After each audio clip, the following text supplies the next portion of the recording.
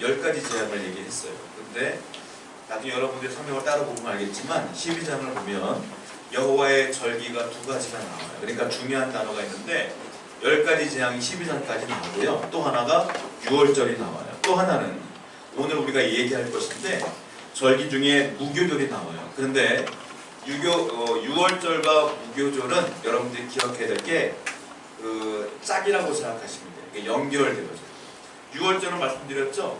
어린 양의 피를 문설주에 바르면 10번째 재앙이 넘어가기 때문에 구원받았다. 그래서 구원받은 거에 대한 예표를 얘기하고, 그리고 그 다음날 바로 출애굽을 하기, 그날 밤에 출애굽을 하기 때문에 출애굽을 한 날이다 이렇게 보시면 돼요. 그런데 무교절은 바로 12장이 나오고요. 13장까지 무교절이 나와요. 자, 성경을 직접 보겠습니다. 연결되어지는데 레위기 23장 5절부터 6절 한번 읽어볼게요. 시작. 첫째 달 15절은 여호와의 유월절이요 이달 15날은 여호와의 무교절이니 이래 동안 너희는 무교병을 먹을 것이다. 자, 6월절은 제가 말씀드렸어요. 아비월 14일, 니산월 14일, 정월 14일이라고 했어요. 그러니까 1월 14일이 6월절이에요.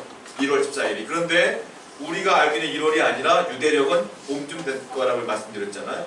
그러니까 유대력으로 볼 때 1월 14일이 6월절이에요. 그러면 무교절은 언제냐면 성경을 지금 레위기 말씀을 다시 보시면 이달 15날 무슨 말일까요? 1월 15일을 말합니다. 그러니까 14일이 6월절이고 15일이 무교절인데 무교절이 뭐냐? 며칠을 지키냐? 하루가 아니라 1회 동안 7일 동안 지키는 거예요. 그러니까 1월 15일부터 1월 21일까지가 무교절이다 이렇게 보시면 돼요. 6월절은 1월 14일, 무교절은 그 다음 날부터 21일까지 연결되어집니다.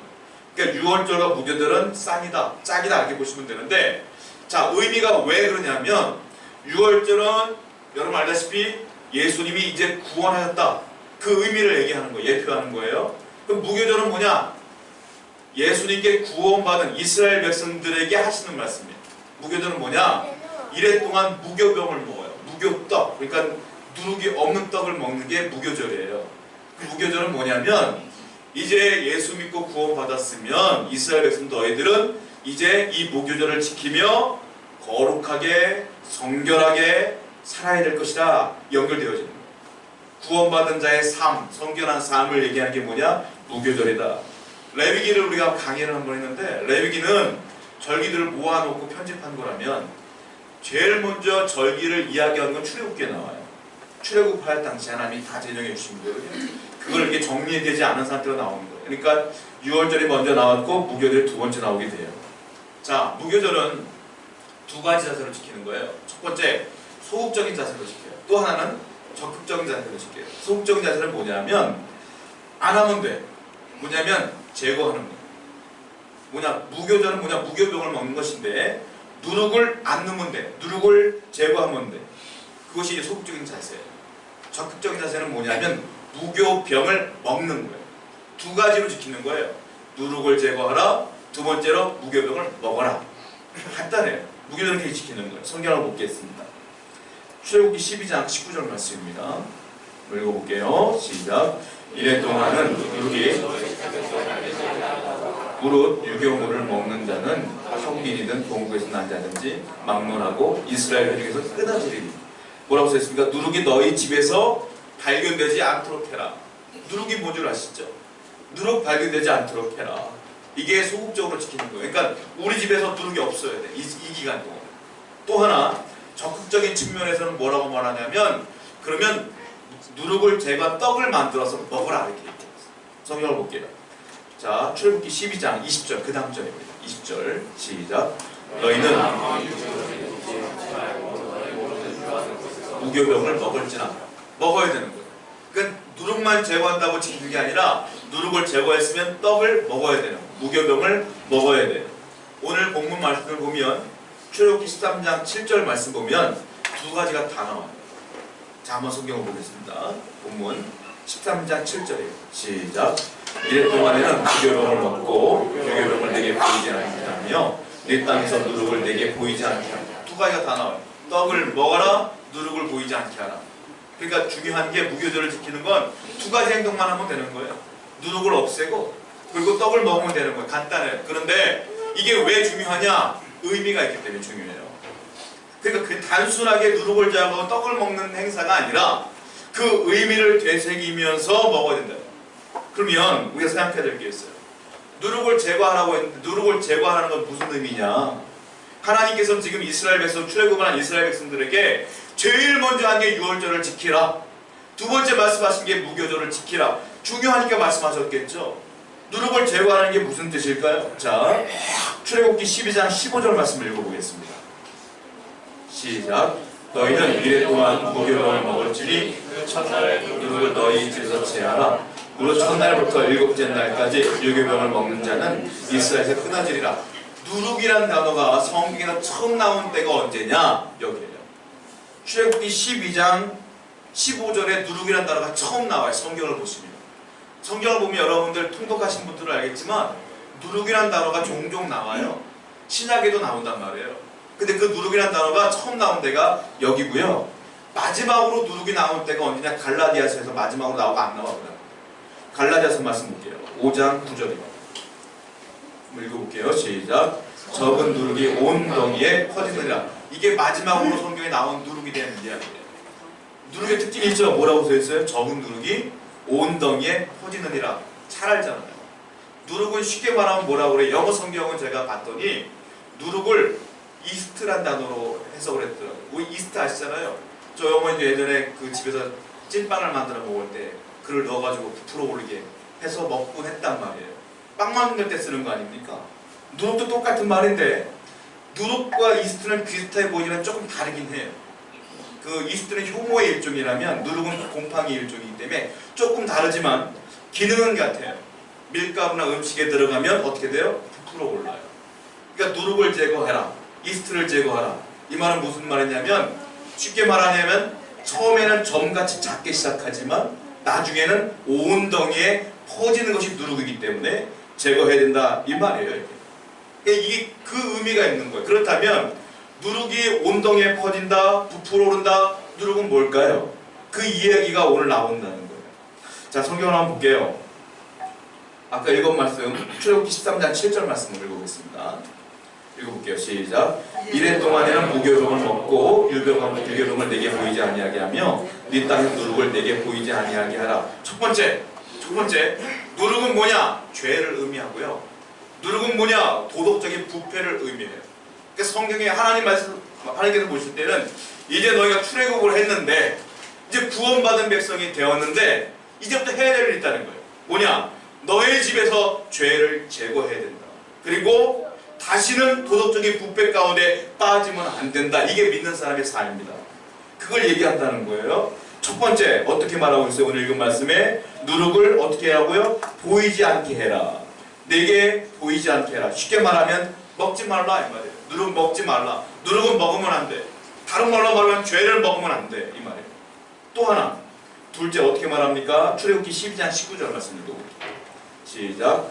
이래 동안은 누룩이 너희 집에서 발견되지 아니하도록 하라. 무릇 유교분을 먹는 자는 타국인이든 본국에서 난 자든 막론하고 이스라엘 회중에서 끊어지리라. 뭐라고 되었습니까? 누룩이 너희 집에서 발견되지 아니하도록 해라. 쉽게 말하면 누룩을 집에 두지 말아라.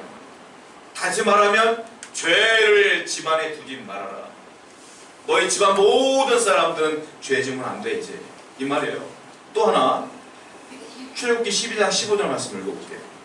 시작. 너희는 이래 동안 무교병을 먹을지니 그 첫날에 누룩을 너희 집에서 제하라. 그리고 첫날부터 일곱째 날까지 유교병을 먹는 자는 이스라엘에서 끊어지리라. 뭐라고 써있어요? 누룩을 너희 집에서 제하라. 쉽게 말하면 눈에도 띄지 않게 해버려라. 완전히 없애버려라. 그러니까 깨끗하게 성결하게 사는 것이 하나님께 구원받은 사람들의 삶이다. 이 얘기예요. 그러니까 목숨을 지키며 지켜야 될 부분들이 이 말입니다. 성경을 또 볼게요. 신명기 말씀 보겠습니다. 무교병의 별명이 나와요. 여기 보면 신명기 16장 3절 말씀 읽어보겠습니다. 시작. 유교병을 그것과 함께 먹지 말고 이는 내가 애굽 땅에서 그렇게 나왔음이니 이같이 행하여 내 평생에 항상 내가 애굽 땅에서 나온 날을 기억할 것이니라. 여기 보시면 3절의 중간쯤 보면 무교병이라는 단어예요. 무교병은 곧 뭐라고 써있어요? 고난의 떡이다. 무교병의 별명이 있는데 그건 고난의 떡이에요. 왜냐? 아까 며칠부터 며칠이라고 했어요? 1월 15일부터 21일까지 지키는 걸 했지 않습니까? 이스라엘 백성이 출애굽을 언제 했다고 했어요? 6월절 지킨 다음에 떠났잖아요. 그러니까 언제야? 바로 10가지 장이 끝난 날 바로 통과했단 말이에요. 도망 나왔단 말이에요. 근데 바로가 쫓아왔잖아요. 그러니까 자, 누룩은 뭐라고 그랬어요? 떡을 만들어 먹을 때 어떻게 한다고요? 떡을 부풀어 오르게 하는 거잖아요. 그러면 시간이 필요해요. 부풀어 올 시간이 필요해. 그런데 이 누룩을 제거하면 바로 쪄서 먹을 수가 있는 거야. 이게 무슨 말이냐? 맛이 없겠죠. 빵의 역할을 감당할 수 없겠죠. 그런데 무슨 말이냐? 일단 먹고 가야 되기 때문에 바로바로 먹어야 되는 거야. 떠나야 되기 때문에. 그러니까 왜 고난의 떡이냐? 출애굽을 한 날 먹은 떡이기 때문에, 급하게 먹은 떡이기 때문에 고난의 떡이다 이렇게 얘기합니다. 이게 자, 출애굽기 12장 39절 말씀 한번 읽어볼게요. 거기에 대한 이야기 나와요. 시작. 그들이 애굽에서부터 가지고 나온 발효되지 못한 반죽으로 무교병을 구웠으니 이는 그들이 애굽에 쫓겨남으로 지체할 수 없었음이며 아무 양식도 준비하지 못하였습니다. 말씀 맞잖아요. 부풀어오지 못한 상태에서 급하게 만들어 먹은 떡이다. 그러니까 이걸 먹을 때마다 뭐가 생각나? 출애굽이 생각나. 먹을 때마다 하나님을 구원한 구원이 생각나는. 그러니까 이 떡을 먹을 때마다 그 은혜를 생각해라. 그 의미가 있다는 거예요. 자, 그렇다면 지금 우리가 사는 세대를 신약시대라고 그래요. 신약은 지금 끝난 게 아니에요. 연결되어지고 있어요. 신약시대라고 그래요. 그러면 저와 여러분들이 이 무교절날 무교병을 이 말씀을 읽을 때 어떻게 받아들여야 되느냐? 첫 번째, 구원받은 사람들은 내가 살아가는 동안에 죄를 제거하며 살아야 된다. 다른 말로 말하면 성화된 삶, 성결한 삶. 많은 이단들은요, 너 구원받았으니까 됐어, 막 살아 이렇게 말해요. 대표적인 이단이 뭐야? 구원파가 그렇게 해요. 그 사람들은 아무런 양심에 갇힌 게 없어. 내가 구원받은 날이 정확해. 그날 내가 구원받았으면 내가 어떻게 살아도 상관이 없는 거예요, 그 사람들. 근데 기독교는 그렇지 않아요. 구원받은 게 중요한 게 아니라 구원받았으면 무교절을 지키며 살아야 되는 거예요.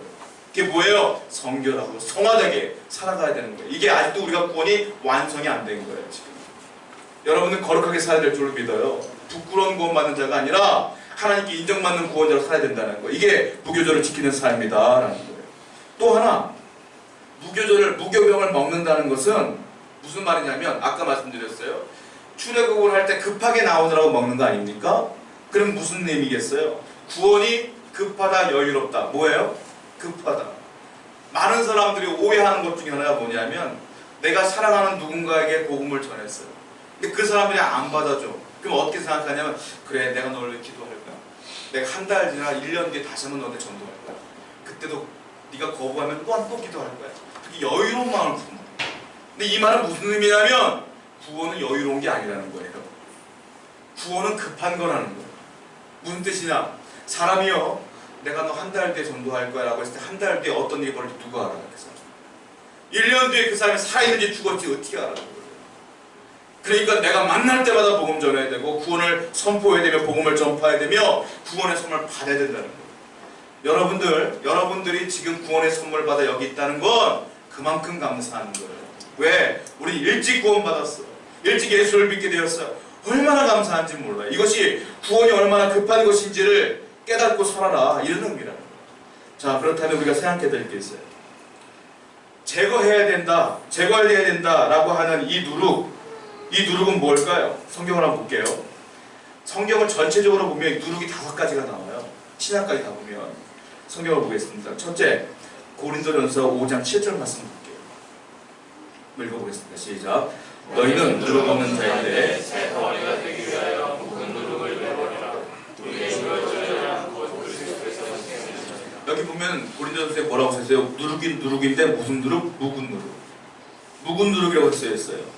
묵은 누룩은 뭘까요? 옛날 누룩. 오래된 누룩. 자, 뭐라고 써있어요? 묵은 누룩을 내버려라. 이스라엘 백성들이 구원받기 전에 삶을 얘기해요.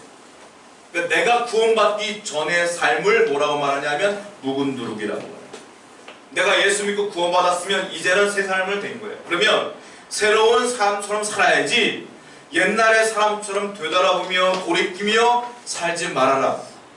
묵은 누룩은 뭐예요? 누룩은 죄라고 그랬잖아요. 옛날 똑같은 죄를 짓고 살지 말아라.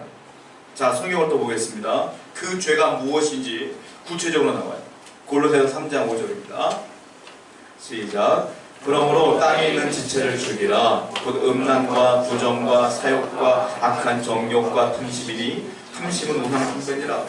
우리가 예수 믿기 전에 지었던 죄가 딱 나오는 거예요. 음란과 부정과 사욕과 악한 정욕과 탐심이라. 탐심은 우상 숭배라. 이런 죄 가운데 너희가 빠져 있었으나 예수 믿고 구원받았으니 다시는 돌이키지 말아라. 돌아가지 말아라. 묵은 누룩을 버려라. 또 구체적으로 얘기하고 있어요. 골로새서 3장 7절부터 9절입니다. 시작. 너희도 전에 그 가운데 살 때에는 그 가운데서 행하였으나 이제는 너희가 이 모든 것을 벗어버리라. 곧 분함과 노여움과 입에 부끄러운 말이라. 너희가 서로 거짓말을 하지 말라. 옛사람과 그 행위를 벗어버리라. 옛사람과 그 행위를 벗어버리라. 옛사람이 뭐라고 써있어요? 노여움과 악의와 비방과 예수 믿기 전에도 맨날 분노하고 예수 믿은 후에도 맨날 분노하고 예수 믿기 전에도 맨날 남욕하고 예수 믿은 후에도 맨날 남욕하고 안 된다 이거예요. 이거. 네가 예전에 그런 죄를 지었으며 이제는 끊어라. 끊어라. 끊어라. 변화되어야 된다. 이 얘기를 계속합니다. 이게 뭐예요? 묵은 누룩입니다. 기독교 초기, 한국교회 기독교 초기에 실질적으로 있었던 이야기인데요. 목사님이 시골교회 전도사님으로서 부임하셔가지고 목회를 하시는데 수요예배 설교를 하려고 하는데 성도 한 명도 안 온 거예요. 그러니까 전도사님 입장에서 볼 때 이걸 해야 마라 고민하다가 그래도 천사가 있다고 생각하고 설교를 하셔요. 그날따라 설교의 제목이 뭐냐면 도둑질 하지 마라. 그 설교를 열정적으로 아무도 없으니까 더 열정적으로 했어요. 막 열정적으로 했는데 예배를 다 혼자 마친 거예요. 마쳤는데 그 다음날 아침에 누군가 찾아왔어요. 처음 보는 사람인데 찾아왔어요. 전사님한테 그러는 거예요. 제가 전사님 이 교회에서 신앙생활 하기 원합니다. 아 그래요? 신앙상담을 시작하는데 이분이 누구냐면 너무너무 가난하고 먹을 것이 없어서 헤매다가 교회에 들어온 거예요. 교회에 들어서 먹을 것을 훔치려고 뭐 돈 될 만한 걸 훔치려고 들어왔는데 저녁 때 전도사님이 들어온 거예요. 수요일날 예배하러. 놀래가지고 강대상 뒤에 방이 하나 조그만 게 있는데 거기 숨어 들어간 거예요. 근데 거기서 가만히 나오지도 못하고 전도사님이 가셔야 되는데 혼자 예배라고 막 설교를 하는 거예요. 그 설교 제목에 도둑질 하지 말라요. 그걸 듣고 듣다가 이 사람이 회개를 혼자 한 거예요. 그다음 밤새도록. 전에 돌아가신 뒤에도 혼자 기도하고 회개한 거예요. 그 다음날 아침에 와서 전사님께 고백을 하고 신앙생활하는데 그분이 그 교회 장로가 됐다는 그 실질적으로 있었던 사건이에요. 여러분 묵은 누룩이 뭔지 알아요? 내가 예전에 도둑질했던 사람이라면 내가 말씀 듣고 변화되었다면 안 돌아가는 거예요. 다시 변화된 삶으로 사는 거예요. 이게 묵은 누룩을 버리는 거예요. 저와 여러분들이 예수 믿었다면 옛날에 여러분들이 지었던 여러분의 약점들을 다 제거해버리고 하나님 믿는 사람처럼 다시 회복되어지고 선하게 살아야 된다는 거예요. 이게 묵은 누룩인 줄로 믿습니다. 두 번째, 고린도전서에 또 누룩이 나와요. 고린도서 5장 8절 말씀입니다. 한번 읽어보겠습니다. 시작. 이러므로 우리가 명절을 지키되 누룩 없이 오직 순전함과 진실함이 떡으로 하자. 어떤 누룩이 나옵니까? 악에 찬 누룩. 악에 찬 누룩. 이걸 옛날 성경에는 괴악의 누룩 이렇게 나와요. 무슨 말이냐면 악에 찬 누룩은 내가 사람을 향한 미움과 사람을 향한 분노가 차 있는 거예요. 그러니까 우리가 살다 보면 사람을 볼 때 분노가 치밀어 올 때가 많아요.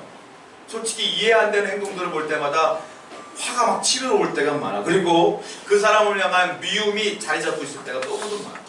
근데 성경은 뭐라고 했느냐면 예수 믿고 구원받은 은혜를 기억하시면서 그 옛날에 그 미움과 갈등과 모든 것들을 벗어버리고 잊고 살아라. 그걸 갖고 있는 것은 누룩이다. 그것도 죄다. 이 얘기를 좀 하고 있다는 거예요. 자, 베드로전서 말씀과 똑같은 얘기를 또 해요. 자, 베드로전서 2장 1절 말씀 읽어볼게요. 시작. 그러므로 모든 악독과 모든 기만과 외식과 시기와 모든 비방하는 말을 버리라. 뭘 비방해요? 사물을 비방해요? 동물을 비방해요? 아니요. 사람을 비방하고. 그러니까 그것 모든 것들을 이 안에 있던 것들을 제거해라. 그것도 누룩이다. 너한테 손해다. 너한테 죄다. 그 얘기를 좀 하고 있는 거예요. 그러니까 예수 믿는 사람이나 구원받은 사람이라면 묵은 누룩도 버려야 돼요. 그리고 악에 찬 누룩도 버려야 돼. 이게 성도의 삶이다 라고 하면서. 자, 세 번째 누룩이 있어요. 이번에 예수님 말씀에 누가복음 12장 1절입니다. 읽어볼게요. 시작. 그동안에 모여 서로 밝힐 만큼 되었더니 예수께서 먼저 제자들에게 말씀하여 이르시되 바리새인들의 누룩과 외식을 주의하라. 무슨 누룩이요? 바리새인들의 누룩을 버려라 이 말이에요. 바리새인 예수님이 되게 싫어했어요. 왜 싫어했을까요? 그들은 11조도 제일 많이 내.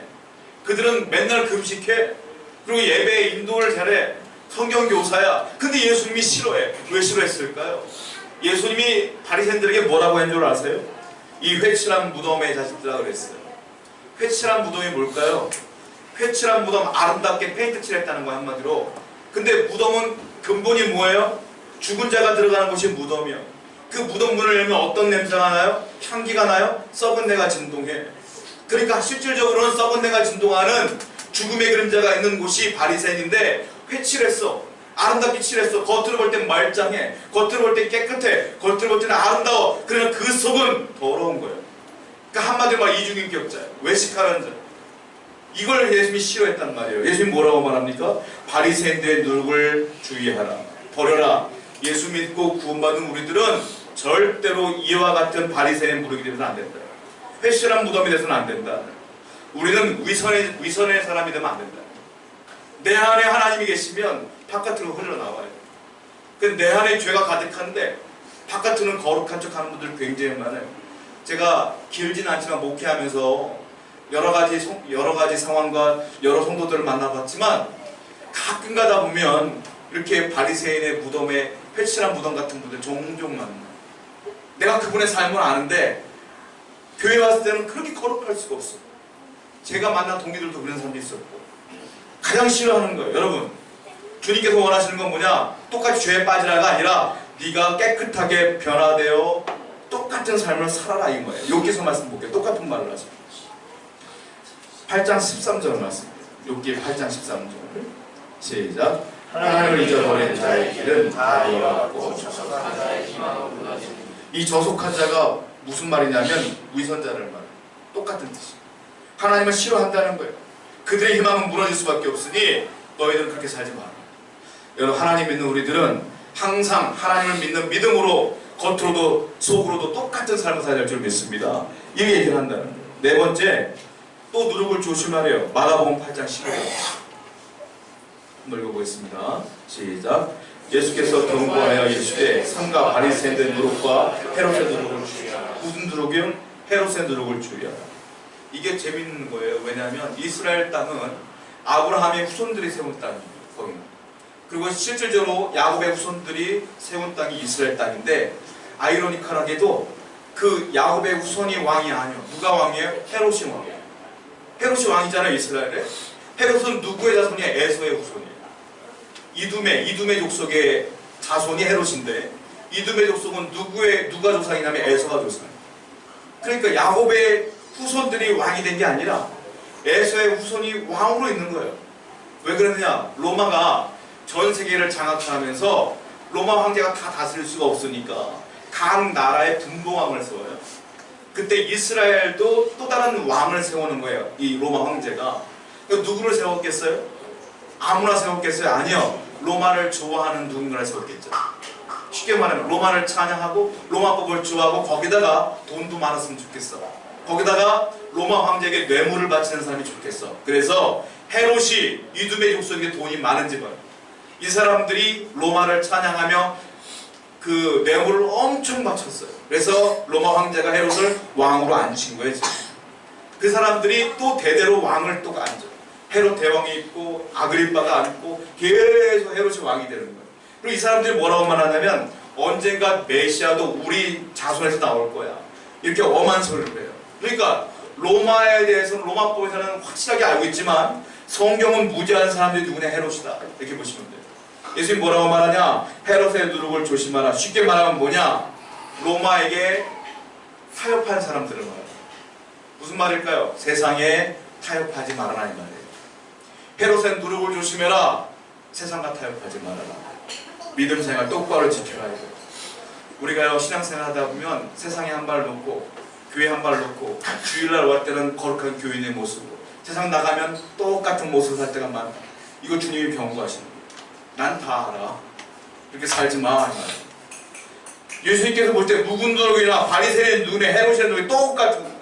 예수 믿는 사람은 똑같이 이렇게 살면 안 되고 하나님 믿는 사람처럼 살아라.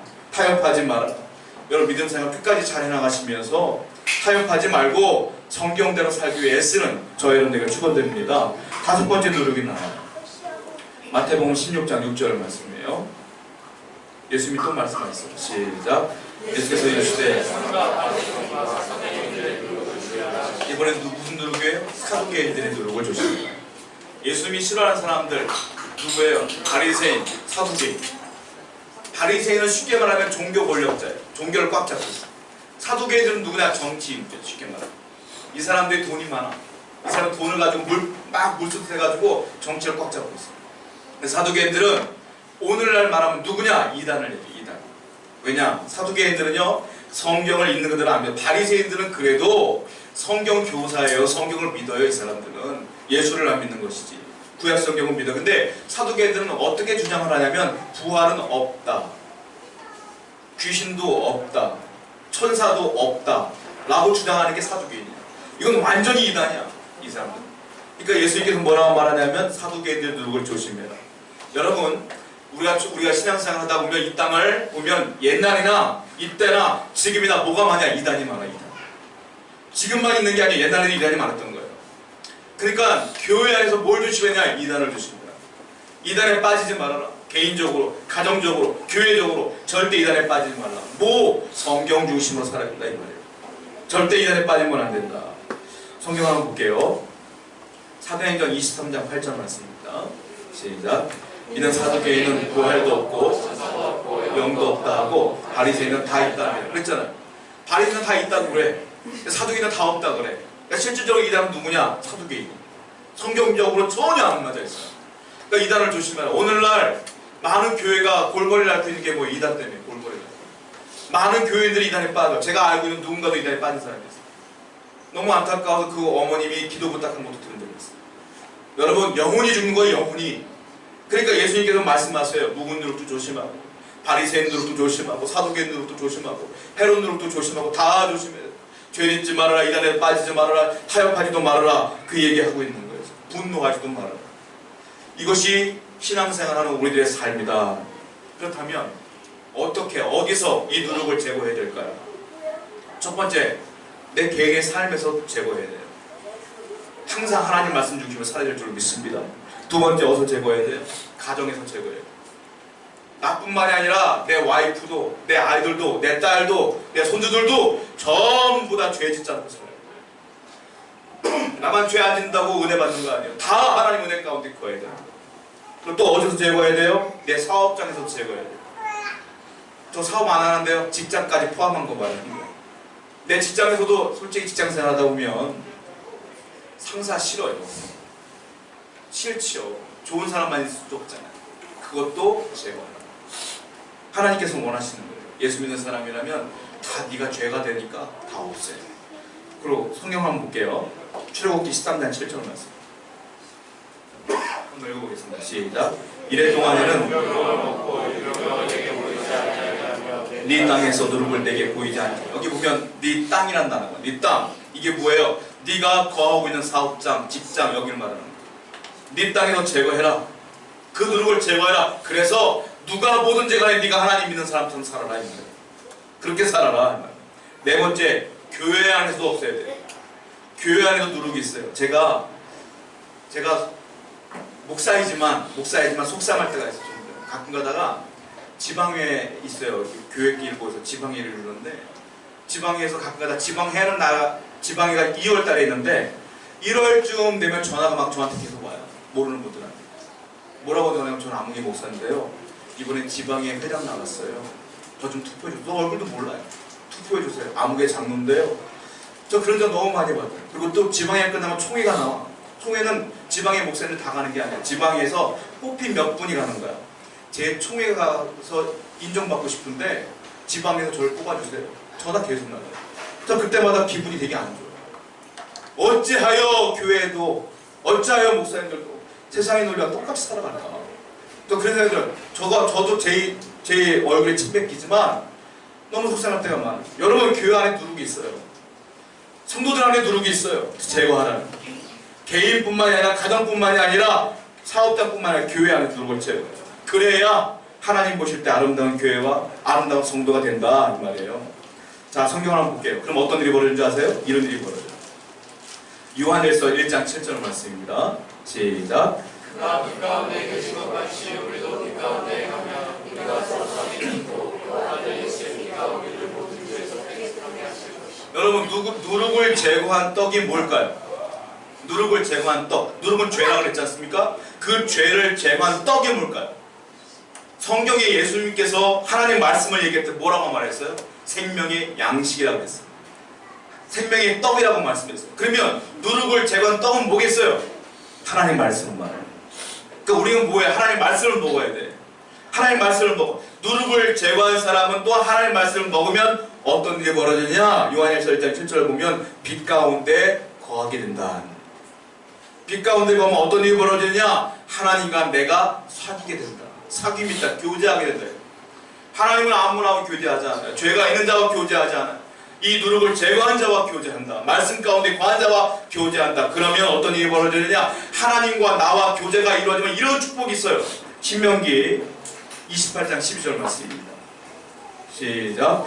여호와께서 너를 위하여 하늘의 아름다운 복을 내리시사 네 땅에 때를 따라 비를 내리시고 네 손에서 하는 모든 일에 복을 주시니 네가 많은 민족에 꾸어줄지라도 너는 꾸지 아니할 것이다. 이 놀라운 축복이 누구한테 오는 거예요? 죄와 더불어 세상과 더불어 타협하는 자에게 오는 것이 아니라 주님을 위해 누룩을 제거하고 말씀 위에 사는 사람들에게 놀라운 축복이 온다 이 말이에요.